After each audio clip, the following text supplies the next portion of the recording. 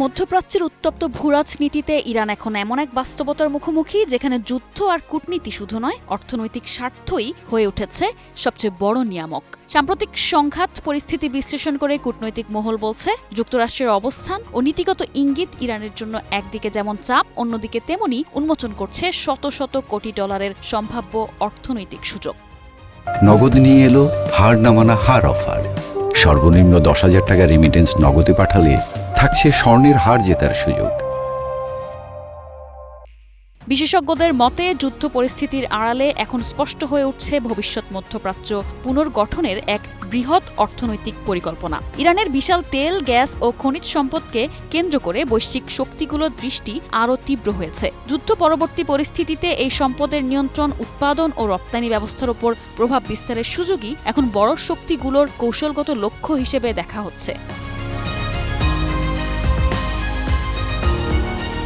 অন্যদিকে ওয়াশিংটনের সাম্প্রতিক কৌশলগত অবস্থান ইঙ্গিত দিচ্ছে যে ইরানকে ঘিরে চাপ শুধু সামরিক সীমার মধ্যে সীমাবদ্ধ নয়। নিষেধাজ্ঞা, অর্থনৈতিক অবরোধ এবং কূটনৈতিক চাপের সমন্বয়ে তেহরানের ওপর বহুমাত্রিক চাপ তৈরি করা হচ্ছে, যার পেছনে রয়েছে দীর্ঘমেয়াদী অর্থনৈতিক পুনর্বিন্যাসের হিসাব নিকাশ।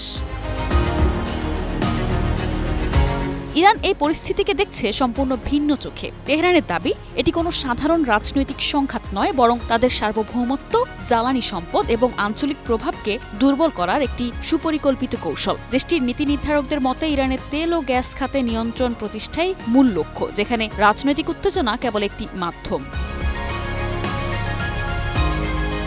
এই উত্তেজনার প্রভাব ইতোমধ্যে বৈশ্বিক জ্বালানি বাজারে স্পষ্ট হয়ে উঠেছে। তেলের দাম ওঠানামা করছে, সরবরাহ শৃঙ্খলে অনিশ্চয়তা বাড়ছে এবং উপসাগরীয় অঞ্চলে নিরাপত্তার ঝুঁকি ক্রমশ তীব্র হচ্ছে। বিশেষজ্ঞরা সতর্ক করছেন, পরিস্থিতি দীর্ঘায়িত হলে বিশ্ব অর্থনীতি নতুন এক অস্থিরতার দিকে ধাবিত হতে পারে।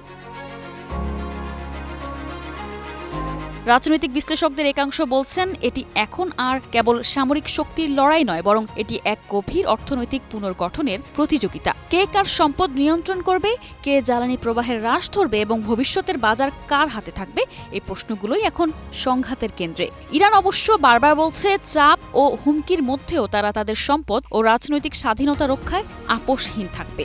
একই সঙ্গে তারা আন্তর্জাতিক মহলে যুক্তরাষ্ট্রের ভূমিকা নিয়ে কঠোর সমালোচনা অব্যাহত রেখেছে। সব মিলিয়ে ইরান সংকট এখন একটি নতুন বাস্তবতার দিকে এগোচ্ছে, যেখানে যুদ্ধের ছায়ায় লুকিয়ে আছে বিশাল অর্থনৈতিক স্বার্থের লড়াই, আর সেই লড়াইয়ের ফলাফলই নির্ধারণ করবে মধ্যপ্রাচ্যের ভবিষ্যৎ শক্তির মানচিত্র। নিশা আলম, নিউজ ডেস্ক, 21 টেলিভিশন।